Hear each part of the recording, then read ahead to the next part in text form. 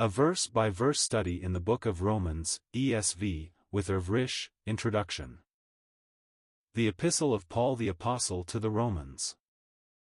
Before diving into the introduction to the Book of Romans, would like to say, I found a great website to study the Book of Romans, and if you would like to just go through it by reading the text, you can find the link in my description to this video. I do this videos for people like me who get more out of listening to the audio as they read the text. It really helps using more than one of your senses. By the way, it is said that we have anywhere from 22 to 33 different senses. You can do a search on the internet to check this out. With that out of the way, let us look at a brief introduction to this book. Writer, the Apostle Paul, chapter 1 verse 1.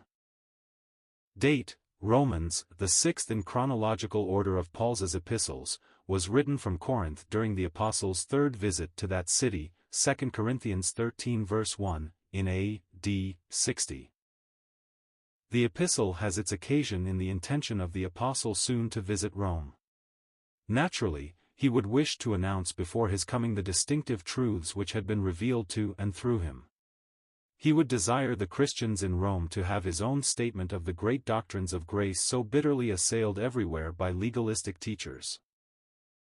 Theme. The theme of Romans is the Gospel of God, chapter 1 verse 1, the very widest possible designation of the whole body of redemption truth, for it is he with whom is no respect of persons, and who is not the God of the Jews only, but of the Gentiles also, chapter 2 verse 11 and chapter 3 verse 29.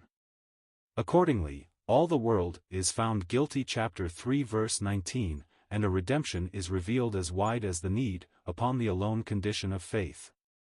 Not only does Romans embody in the fullest way the doctrines of grace in relation to salvation, but in three remarkable chapters 9 through 11, the great promises to Israel unreconciled with the promises concerning the Gentiles, and death fulfillment of death former shown to await the completion of the church and coming of the deliverer out of Zion chapter 11 verses 25 to 27. The key phrase is the righteousness of God, chapter 1 verse 17 and chapter 3 verses 21 and 22. The epistle, exclusive of the introduction chapter 1 verses 1 to 17, is in 7 parts. 1. The whole world guilty before God chapter 1 18 to 3:20. 2. Justification through the righteousness of God by faith, the gospel remedy for guilt, chapter 3:21 to 5:11. 3. Crucifixion with Christ, the resurrection life of Christ, and the walk in the Spirit, the gospel provision for inherent sin, chapter 5:12 to 8:13. 4. The full result in blessing of the gospel, chapter 8:14 to 39. 5. Parenthesis. The gospel does not abolish the covenant promises to Israel, chapter 9:1 to 11:36. 6. Christian life and service, chapter 12:1 to 15:33. 7. The outflow of Christian love, chapter 16:1 to 17.